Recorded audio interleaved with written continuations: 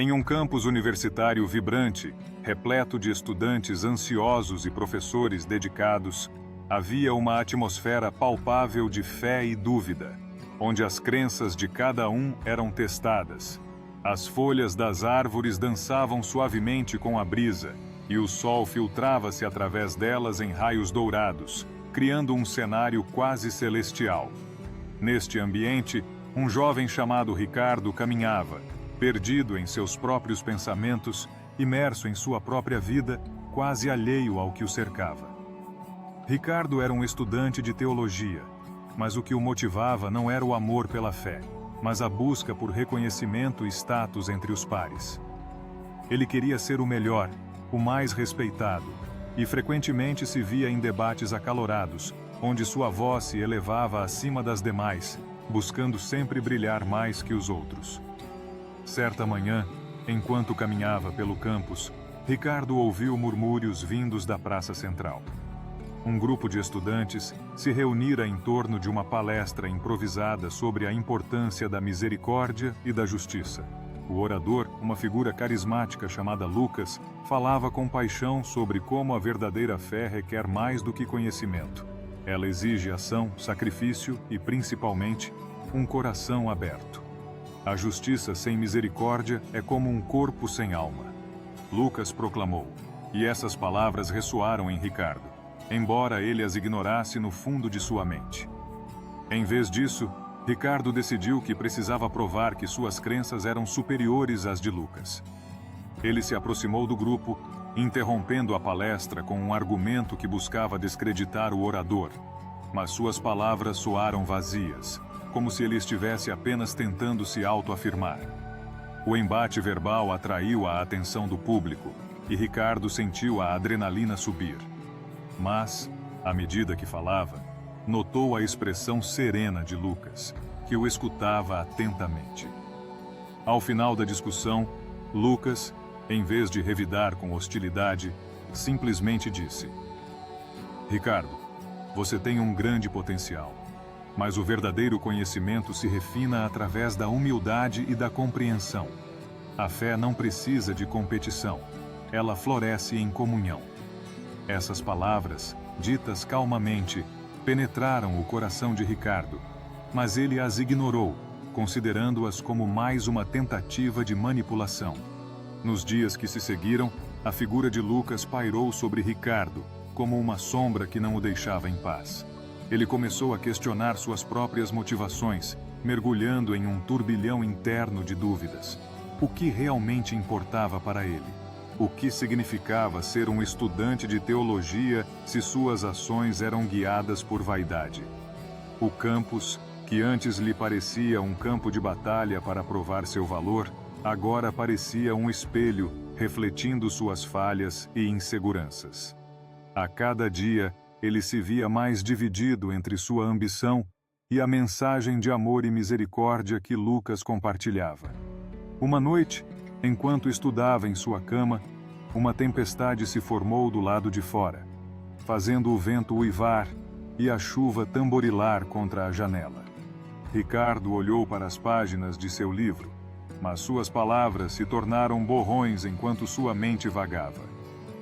Ele se lembrou de uma história que havia ouvido na infância sobre um filho pródigo, que voltou para casa após desperdiçar sua herança, e como seu pai o recebeu de braços abertos. Como posso reconciliar a justiça que busco com a misericórdia que prego? Ele se perguntou, seu coração pesado com a culpa e a confusão. No dia seguinte, determinado a enfrentar seus demônios internos, Ricardo decidiu procurar Lucas. Ele o encontrou na biblioteca, cercado por pilhas de livros e anotações. Lucas, posso falar com você? Ricardo começou, sua voz hesitante. Lucas olhou para ele e um sorriso gentil iluminou seu rosto. Claro, Ricardo. O que está pesando em sua mente? Ricardo hesitou, mas finalmente se abriu. Eu percebo que tenho sido egoísta, buscando apenas reconhecimento. Suas palavras sobre a misericórdia me tocaram, mas não sei como aplicá-las em minha vida. Sinto que estou em conflito entre o que quero e o que devo ser. Lucas escutou com atenção e, após um momento de reflexão, respondeu: a primeira parte do caminho é reconhecer nossos erros, e você já deu esse passo. A misericórdia começa em nosso próprio coração. Às vezes precisamos sacrificar nosso desejo de ser visto e ouvir. A verdadeira justiça vem da empatia e do amor pelo outro.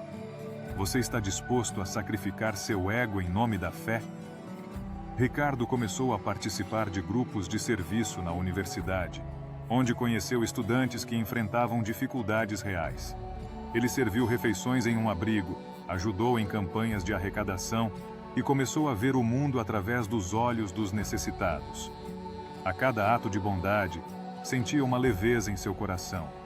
Suas interações com os outros se tornaram mais significativas, e ele aprendeu a ouvir, verdadeiramente ouvir, as histórias e as lutas de seus colegas.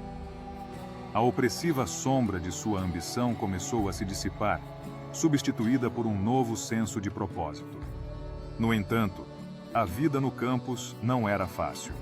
Havia um professor, Dr. Almeida, que se opunha ao trabalho de Lucas e frequentemente criticava as iniciativas de misericórdia em favor de uma abordagem mais punitiva em relação a comportamentos considerados errôneos. A justiça deve ser firme, ele exclamava em sala de aula. Seu olhar penetrante fazia o ambiente ficar tenso. A classe frequentemente se dividia entre os estudantes que admiravam a abordagem rigorosa de Dr. Almeida e aqueles que acreditavam na mensagem de amor de Lucas. Ricardo, agora mais consciente de suas próprias ações, se viu em um dilema. Ele desejava defender a visão de Lucas, mas temia a represália do professor. Um dia, durante uma discussão acalorada em sala, Dr. Almeida desafiou Ricardo diretamente. E você, Ricardo, o que tem a dizer sobre a necessidade de consequências? O coração de Ricardo disparou. Ele sabia que este era um ponto de virada. Em vez de recuar com medo, ele respirou profundamente e se levantou.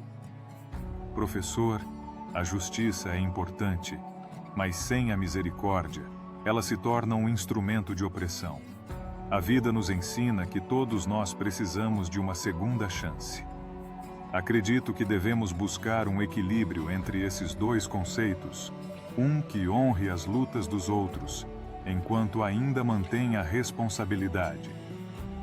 As palavras de Ricardo ressoaram na sala, e um silêncio reflexivo tomou conta. Dr. Almeida, surpreso, analisou o jovem por um momento que pareceu durar uma eternidade. Finalmente ele respondeu, não com raiva, mas com um reconhecimento sutil. Você pode estar certo, Ricardo. A complexidade da vida muitas vezes exige que olhemos além do que é imediato.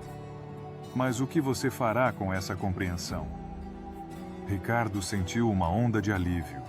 Ele havia se defendido não apenas por si mesmo, mas pelos outros que não tinham voz.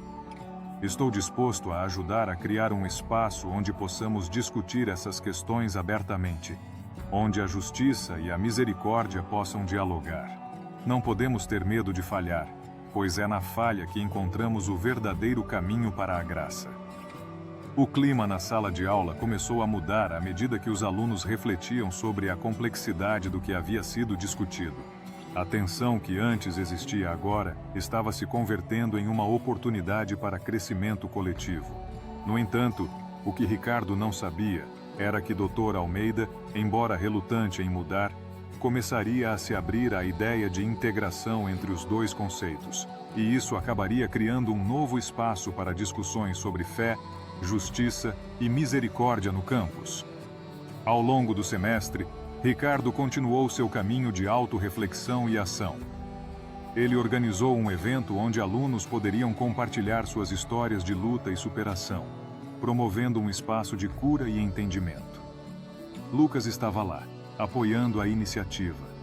No dia do evento, a sala estava cheia, e Ricardo se sentiu nervoso, mas determinado.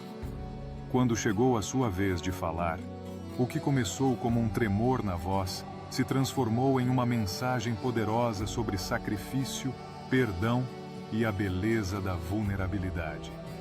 Aprendi que a verdadeira misericórdia não é apenas sobre oferecer perdão aos outros, mas também aprender a perdoar a nós mesmos.